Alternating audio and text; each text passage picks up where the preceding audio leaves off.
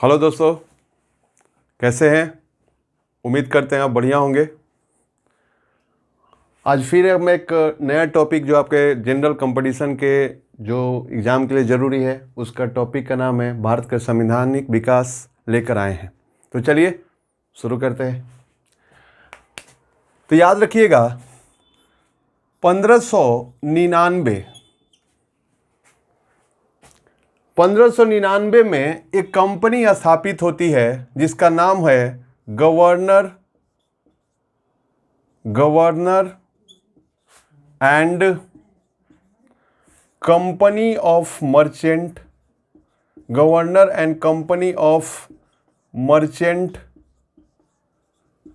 Merchant trading to the governor and company of merchant of London trading to the East Indies. यही company जो है, यही company आगे चलकर ईस्ट इंडिया कंपनी के नाम से जानी जाती है। तो ये परीक्षा में पूछता है कि ईस्ट इंडिया कंपनी का प्रारंभिक नाम क्या था, तो क्या मारोगे? Governor and company of merchant of London trading to the East Indies. और यही कंपनी 1599 में बना और 1600 ईस्वी का याद रखना, 1600 ईस्वी में एक चार्टर एक्ट बना। चार्टर एक्ट मतलब एक कानून बना, ठीक है। और इसके तहत क्या हुआ दोस्तों?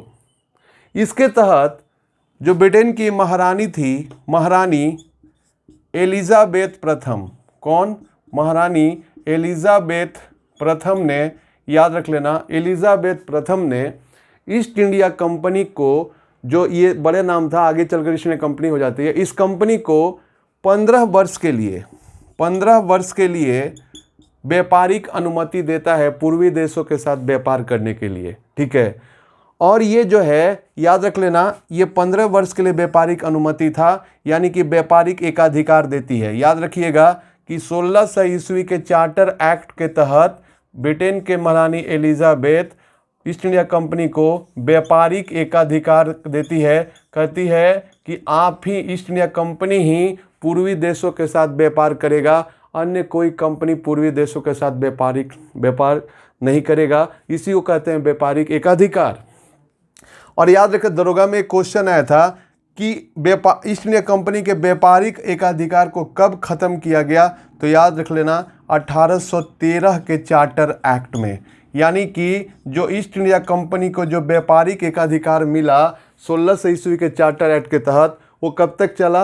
1813 के चार्टर एक्ट के तहत चला। और उसके बाद 1813 के चार्टर एक्ट में ईस्ट इंडिया कंपनी के व्यापारिक एकाधिकार को समाप्त कर दिया गया और कहा गया कि अब अन्य कंपनियां भी ब्रिटेन की भारत में जाकर क्या कर सकती थी? व्यापार कर सकती थी। तो याद रख लेना है ये बात, 1600 ईस्वी के चार्टर एक्ट में कहा गया कि महारानी एलिजाबेथ प्रथम ने ईस्ट इंडिया कंपनी को 15 वर्षों के लिए पूर्वी देशों के साथ व्यापार करने की अनुमति दी। और याद रख लेना, इस ईस्ट इंडिया कंपनी में टोटल 217 भागीदार थे, ठीक है। अब ये देखो, एक इसी के तहत एक कोर्ट ऑफ डायरेक्टर बना। क्या बना? Court of director. और इस कोर्ट ऑफ डायरेक्टर में 24 सदस्य थे, जो 24 सदस्य थे। और ये जो कोर्ट ऑफ डायरेक्टर के जो 24 सदस्य थे, उसको कौन चुनते थे? तो याद रख लेना, जो ये कंपनी है ईस्ट इंडिया कंपनी, जिसका पूरा नाम पहले गवर्नर एंड कंपनी वाला आपको बताए, तो इसमें जो 217 जो व्यापारिक साझेदार थे, यानी पार्टनर थे, वही 217 लोग जिसका इस कंपनी में 500 पाउंड का पैसा लगाए थे। अब भाई कंपनी है, पार्टनर पे है, तो बहुत सारे पैसा, कोई कम लगाएंगे, कोई ज़्यादा लगाएगा।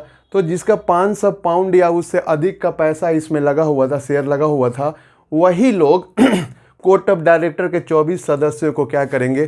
चुनते थे। तो याद रख लेना, ये मोटा मोटी फैक्ट जो है आपके परीक्षाओं के लिए काफ़ी इम्पोर्टेंट है, ठीक है। तो आगे हम लोग चलते हैं। अब ये जो कोर्ट ऑफ डायरेक्टर थे, ये क्या करते थे? ईस्ट इंडिया कंपनी का जो प्रशासन था उसका देखभाल करते थे, नियम कानून बनाते थे, ये कोर्ट ऑफ डायरेक्टर, ठीक है।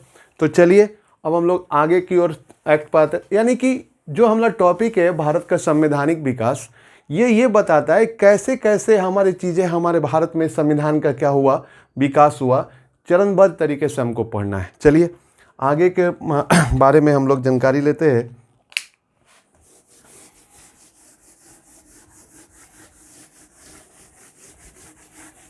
देखो आगे जो आपको पढ़ना है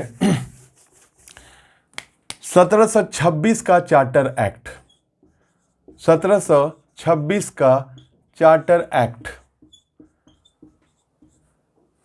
इसमें हम लोग को थोड़ा सा, हम लोग अगर भारत के दक्षिण का इधर का नक्शा बनाए तो याद रख लेना, यहाँ पर अपना जो है बम्बई है, आज जिसको हम लोग मुंबई कहते हैं, यहाँ पर बंगाल है और यहाँ पर मद्रास है। ये जो है जब ईस्ट इंडिया कंपनी भारत में आई तो याद रख लेना, बम्बई, बंगाल और मद्रास में इन्होंने अपना जो है शासन प्रशासन शुरू किया इन 3 प्रांतों से। तो बम्बई में एक अलग गवर्नर होता था, मद्रास में एक अलग गवर्नर होता था और बंगाल में एक अलग गवर्नर होता था। ये तीनों गवर्नर अपने अपने प्रांत के लिए कानून बनाने का काम करते थे। ये 1726 के चार्टर एक्ट में क्या हुआ कि बम्बई, बंगाल और मद्रास के गवर्नर को कानून बनाने की शक्ति दी गई, कानून बनाने की शक्ति दी गई। यानी कि इसके पहले जो कानून बनाने की शक्ति जो था इन बम्बई, मद्रास और बंगाल के लिए, वो कोर्ट ऑफ डायरेक्टर के सदस्य करते थे। लेकिन अब जो है अब ये कानून बनाने की शक्ति किसके पास चल गया, बम्बई, बंगाल और मद्रास के गवर्नर के पास। तो ये तीनों चीज़ों को आप याद रखिएगा। कौन सा एक्ट के तहत, 1726 के चार्टर एक्ट के तहत। एक परीक्षा के पॉइंट ऑफ व्यू से आपको हम बता दें कि जब, नोट करके आप इसको याद कर लीजिएगा कि जब 1600 ईस्वी में ईस्ट इंडिया कंपनी का गठन हुआ, 1600 ईस्वी में जब इसको औपचारिक रूप से अनुमति मिला व्यापार करने के लिए, तो 1600 ईस्वी में जब ईस्ट इंडिया कंपनी को हम EIC कर दे रहे हैं, ईस्ट इंडिया कंपनी, 1600 ईस्वी में जब ईस्ट इंडिया कंपनी का गठन हुआ तब भारत में मुगल बादशाह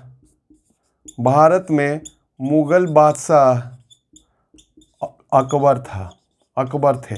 याद रख लेना, भारत का मुगल बादशाह कौन थे, अकबर थे। तो इस चीज़ को भी आप याद करिएगा। तो 2 एक्ट हमने पढ़ा। अब क्या हुआ कि आपको आगे जाने से पहले कुछ बातों पर हम लोग ध्यान देते हैं। जब ईस्ट इंडिया कंपनी का जब गठन हुआ था और उसके बाद ईस्ट इंडिया कंपनी भारत में व्यापार करना शुरू कर दिया, तो बहुत प्रॉफिट कमा के देने लगा कंपनी को, और कंपनी बहुत सारा प्रॉफिट का हिस्सा ब्रिटेन की सरकार को देने लगा। लेकिन बीच में क्या हुआ कि ब्रिटेन के अधिकारी, जो ईस्ट इंडिया कंपनी के अधिकारी जो भारत में काम कर रहे थे, उन्हें भ्रष्टाचार आ गया और अपना पॉकेट भरने लगे और कंपनी के लॉस और प्रॉफिट पर ध्यान वो नहीं देने लगे, अपने प्रॉफिट पर वो ध्यान देने लगे। नतीजा ये हुआ कि कंपनी जो पहले ब्रिटेन की सरकार को पैसा देती थी प्रॉफिट में से, अब वो ब्रिटेन के सरकार से ही कंपनी पैसा मांगने लगी कि भैया हमको कुछ दीजिए, कंपनी का कुछ लॉस हो रहा है, हमको भारत में लगाना है।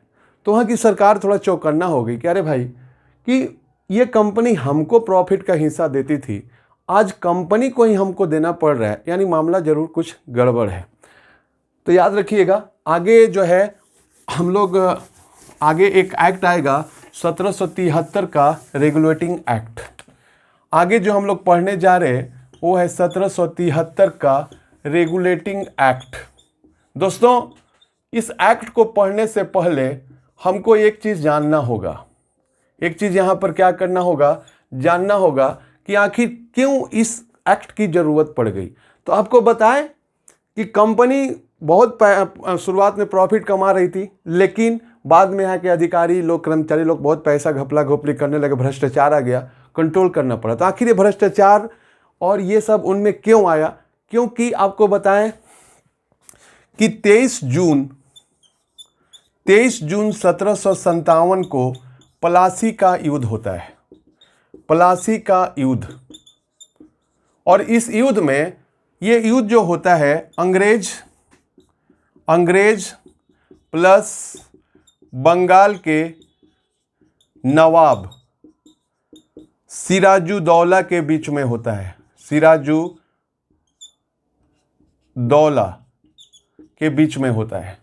और इस युद्ध में अंग्रेज बहुत छल कपट का सहारा लेते हैं और सिराजुद्दौला के जो सेनापति था मिर्जाफर, ये लोगों को अपने ग्रुप में करके सिराजुद्दौला को क्या करते हैं, हरा देते हैं और बंगाल पे अपना कब्जा कर लेते हैं।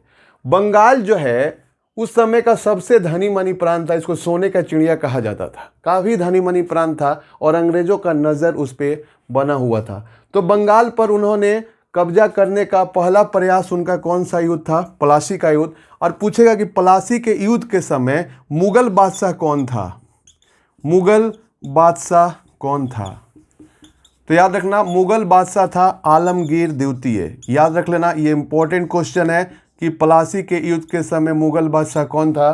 तो आलमगीर द्वितीय। ये बिल्कुल याद रखिएगा। आपको एक इतिहासकार थे, उसका नाम अभी हमको याद नहीं आ रहा है, यानी कि ये ईस्ट इंडिया कंपनी जो है भारत में व्यापार करने के लिए आई थी, लेकिन वो इतिहासकार कहते हैं कि पता नहीं कैसे वो भारत का राजनीतिक शक्ति बन गया, यानी कैसे उसने पूरे भारत पर अपने कब्जा कर लिया आगे चल के। तो याद रख लेना, प्लासी के युद्ध के बाद अंग्रेजों ने बंगाल पर नियंत्रण स्थापित किया। और याद रखिएगा, और उसके बाद जो है याद रख लेना 22 अक्टूबर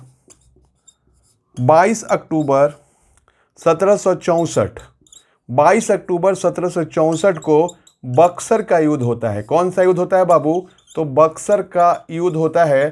और इस युद्ध में याद रख लेना अंग्रेज जो है जीत जाते हैं और बंगाल पर पूरी तरीके से अपना नियंत्रण स्थापित कर लेते हैं। अब बंगाल में कौन नवाब बनेगा, कौन नवाब नहीं बनेगा, अब इसका तय कौन करेगा? अंग्रेज।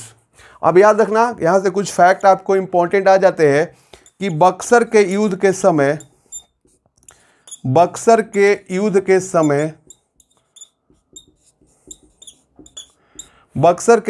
समय अंग्रेजी सेनापति कौन था या ईस्ट इंडिया कंपनी का सेनापति कौन था? ये बहुत परीक्षा में पूछता है। तो अंग्रेजी सेनापति था बक्सर के युद्ध के समय, अंग्रेजी सेनापति था हेक्टर मुनरो था। इस चीज़ को भी याद रखिएगा, ठीक है। अगर पूछेगा कि बक्सर के युद्ध के समय बंगाल का नवाब कौन था? तो बक्सर के युद्ध के समय बीपीएससी का ऑडिटर के एग्जाम में यह क्वेश्चन पूछा था। बक्सर के युद्ध के समय बंगाल का गवर्नर कौन था? बंगाल का गवर्नर जो था वो था बेंसी टॉट। कौन था? तो याद रख लेना, बेंसी टॉट। तो बक्सर के युद्ध के समय बंगाल के गवर्नर बेंसी टॉट और बक्सर के युद्ध के समय अंग्रेजी सेनापति कौन था? तो याद रख लेना, हेक्टर मुनरो। और इस तरीके से बक्सर के युद्ध के बाद अंग्रेज जो थे पूरी तरीके से बंगाल पर कब्जा कर लेते हैं। चूंकि बंगाल उस समय सोने की चिड़िया थी, बहुत उपजाऊ और बहुत धनी मनी प्रांत था और उस पर कब्जा करना चाहते थे। और इस बंगाल में ही याद रखिएगा, इस बंगाल के अधीन बिहार और उड़ीसा भी आता था, यानी बंगाल के कंट्रोल में बिहार और उड़ीसा भी था, ठीक है। तो ये फैक्ट आप याद रखिएगा। और उसके बाद क्या हुआ, यहाँ से हम आगे बढ़ते हैं। ये जो बक्सर के युद्ध के बाद अंग्रेज जीत गए तो उन्होंने, याद रखिएगा, एक संधि होती है, उस संधि का नाम है इलाहाबाद की संधि। इलाहाबाद की संधि, इसको एकदम याद रखिएगा। और इलाहाबाद की संधि कब होती है? दो होती है। एक होती है 12 अगस्त 1765 और एक होती है 16 अगस्त 1765, ठीक है। तो जो 12 अगस्त 1765 को जो संधि होती है वो होती है रॉबर्ट क्लाइव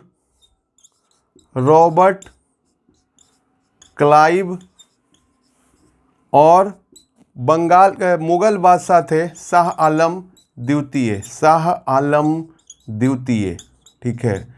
और शाह आलम द्वितीय जो द्वितीय था भाई साहब, याद रखिएगा, यहाँ से एक चीज़ आपको इम्पोर्टेंट बात बता रहे हैं कि शाह आलम द्वितीय जो था वो अंग्रेजों को इस संधि के तहत बंगाल, बिहार और उड़ीसा की दीवानी अधिकार अंग्रेजों को दे दिया। तो ये पूछता है कि बंगाल, बिहार और उड़ीसा के दीवानी अंग्रेजों को किसने दिया? तो शाह आलम द्वितीय। और इसके बाद अंग्रेज दीवानी अधिकार कहने का मतलब है कि बंगाल, बिहार और उड़ीसा में जो राजस्व वसूलने का जिम्मेवारी था उसको किसको दे दिया गया? अंग्रेजों को। किसने दे दिया? शाह आलम द्वितीय। और इसके बाद अंग्रेज पगला गए, इतना पैसा उनके पास आना शुरू हो गया कि वो लोग कंपनी का फ़ायदा छोड़ अपना फ़ायदा देखने लगे और कंपनी लॉस में जाने लगा। अंत में ब्रिटेन के सरकार को मजबूर होकर 1773 का रेगुलेटिंग एक्ट लाना पड़ा। याद रख लेना, 1773 का रेगुलेटिंग एक्ट लाना पड़ा, ये बिल्कुल याद रखिएगा। अब हम लोग आते हैं 1773 के रेगुलेटिंग एक्ट पे। जब ब्रिटेन की सरकार को ये लगा कि कंपनी अपना फ़ायदा, कंपनी के कर्मचारी देख रहे हैं, तो कंपनी पर कंट्रोल करने के लिए ब्रिटेन के उस समय प्रधानमंत्री थे लॉर्ड नॉर्थ। कौन थे? Lord north. और उन्होंने एक कमिटी बनाया बाबू, और उस कमिटी का नाम था सीक्रेट कमिटी। उस कमिटी का क्या नाम था? Secret committee. तो याद रख लेना, उस कमिटी का नाम था सीक्रेट कमिटी। तो याद रख लेना, सीक्रेट कमिटी। और सीक्रेट कमिटी को हम लोग गुप्त समिति भी कहते हैं। और गुप्त समिति ने जांच किया तो पता किया कि अरे बाप, पूरा घपला घोपली है, यानी कि पूरा कंपनी के जो अधिकारी हैं पूरा अपना पॉकेट भरने के चक्कर में लगे हुए हैं। जल्दी से सर इसको कंट्रोल कीजिए। तो जो लॉर्ड नॉर्थ थे ब्रिटेन के प्रधानमंत्री, वो कानून ले आते हैं, और उस कानून का नाम क्या था? 1773 का रेगुलेटिंग एक्ट। इसमें क्या बातें कही गई, ध्यानपूर्वक सुनिएगा। जो पहला जो बातें कही गई, इसमें कहा गया, पहले क्या था आपको बताए थे कि ये बंगाल है, ये बम्बई है, ये मद्रास है, ये सभी प्रांतों के गवर्नर अलग अलग होते थे। इसमें कहा गया कि बंगाल के गवर्नर को, बहुत इंपॉर्टेंट बात है, ये सब याद रखिएगा। बंगाल के गवर्नर को, बंगाल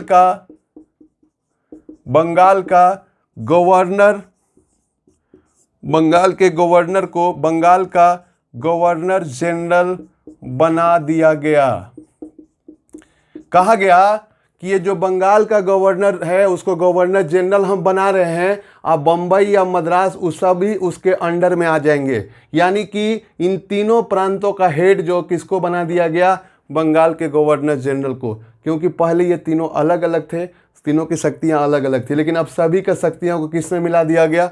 बंगाल में। तो इस तरीके से इसका बात हुआ। और जो पहला जो बंगाल का गवर्नर जनरल बनता है, पहला बंगाल का गवर्नर जनरल जो बनता है बाबू, वो बनता है वारेन हेस्टिंग्स। इसको याद रख लेना। और इसको सहायता और सलाह देने के लिए चार लोगों का एक परिषद बनाया जाता है। यानी कि गवर्नर जनरल को सहायता और सलाह देने के लिए 4 लोगों का एक परिषद बनाया गया। और उस 4 लोगों का परिषद में, याद रखिएगा, नाम आपको परीक्षा में पूछ देता है, उनका नाम हो जाएगा फ्रांसिस बॉरवेल, सी होगा मॉनसन, और डी होगा क्लेवेरिंग। कौन होगा? क्लेवेरिंग। तो यहाँ पे एक चीज़ याद रखिएगा कि गवर्नर जनरल को सहायता और सलाह देने के लिए 4 लोगों का एक परिषद बनाया गया। तो आप इस तरीके से देख रहे हैं कि भारत में कार्यपालिका का शुरुआत हो गया। आपको बताएं कि अभी संविधान में कार्यपालिका का जब आप बात करते हो तो अभी आप पढ़ते होंगे कि जो है कि राष्ट्रपति को सहायता और सलाह देने के लिए एक मंत्री परिषद होती है, जिसका हेड कौन होता है? उसका हेड प्रधानमंत्री होता है। ये अनुच्छेद 74 में इसका वर्णन है, और इस सचिवालय सहायक में आया था फर्स्ट सीटिंग में ये क्वेश्चन। तो याद रखिएगा, यहाँ भी तो वही हाल हुआ। यहाँ भी तो सहायता और सलाह देने के लिए क्या हुआ? एक परिषद बनाया गया, यानी कि मंत्रियों का एक परिषद बनाया गया। तो भारत में कार्यपालिका की शुरुआत कौन से एक्ट के तहत हुआ? 1773 के रेगुलेटिंग एक्ट के तहत। ये बिल्कुल याद रखिएगा। और दूसरा बात याद रखिएगा इसको मिटाते हैं और इसको हम लोग इसको समझने का प्रयास करते हैं। ये इम्पोर्टेंट अधिनियम है, इसको भूलिएगा मत, ठीक है। अब देखो, अगर इसमें जो बातें हैं आपके परीक्षा के लिए पूछेगा कि कौन से एक्ट के तहत भारत में कार्यपालिका की शुरुआत हुआ, तो कार्यपालिका की शुरुआत मतलब एग्जीक्यूटिव की शुरुआत 1773 के रेगुलेटिंग एक्ट के तहत हुआ। दूसरा बात, भारत में इसको नहीं ऐसे करो, कलकत्ता में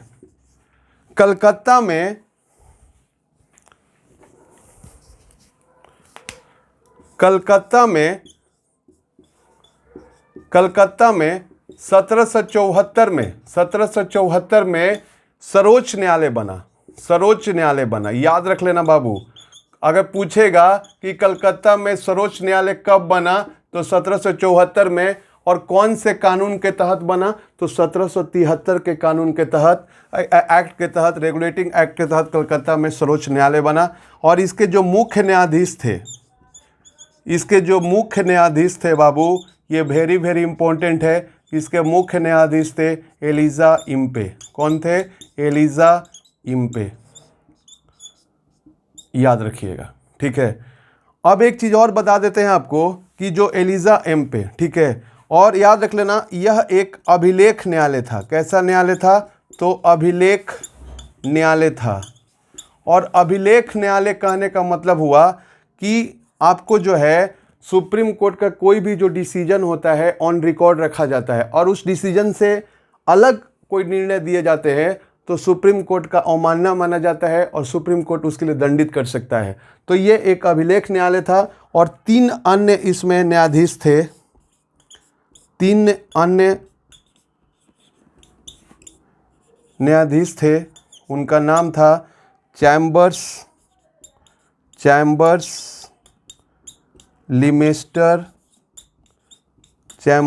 लिमेस्टर और हाइड, ठीक है। तो ये भी आप याद रखिएगा। और चलो, और थोड़ा सा इसमें 2-3 बातों को और याद कर लेना है। तो इस तरीके से भारत में इस एक्ट के तहत कार्यपालिका का भी शुरुआत होता है और न्यायपालिका भी। न्यायपालिका मतलब सुप्रीम कोर्ट आ गया। तो ये एक्ट बहुत ही इंपॉर्टेंट है। और दूसरा बात याद रखिएगा, जो कोर्ट ऑफ डायरेक्टर थे उसमें जो है 24 सदस्य होते थे। आपको पहले ही बताए थे 24 सदस्य होते थे। और आपको बताए थे जब 1600 ईस्वी का चार्टर एक्ट था उसमें बताए थे कि 500 पाउंड या उससे अधिक वाले जो भागीदार थे कंपनी में, वही इन 24 सदस्यों को चुनते थे। अब इसमें कहा गया कि जिसके पास 1000 पाउंड या उससे अधिक के पैसा कंपनी में लगे हुए थे, अब वही 24 सदस्यों को क्या करेंगे? चुनेंगे। और 24 सदस्यों में से 1/4 सदस्य प्रति वर्ष हट जाएंगे, उसकी जगह पर नया आ जाएंगे। जैसे मान लो कि 24 का 1/4 तो कितना सदस्य? 6 सदस्य प्रति वर्ष हट जाते थे, उसके जगह पर नया लोग आते थे। तो इस तरीके से रेगुलेटिंग एक्ट में, और एक भी बात और इसमें कहा गया इम्पोर्टेंट, कि कंपनी जो है बिना अनुमति के उपहार या गिफ्ट नहीं ले सकती थी। पहले क्या होता था? उपहार नहीं ले सकती थी, ठीक है। पहले क्या होता था? कंपनी के जो अधिकारी थे राजा रजवाड़े से घूस लेके, ये गिफ्ट लेके उनका काम करवा देते थे। तो अब कह दिया गया कंपनी जो है बिना अनुमति के, कंपनी के जो अधिकारी हैं बिना अनुमति के उपहार नहीं ले सकते हैं। तो इस तरीके से कंपनी पर कंट्रोल करने का बात किया गया 1773 के रेगुलेटिंग एक्ट के तहत। ये बात आप बिल्कुल याद रख लेना। और लास्ट में एक बात याद रखिएगा, इम्पॉर्टेंट बात है आपके लिए, कि आपको बताए थे कि गवर्नर जनरल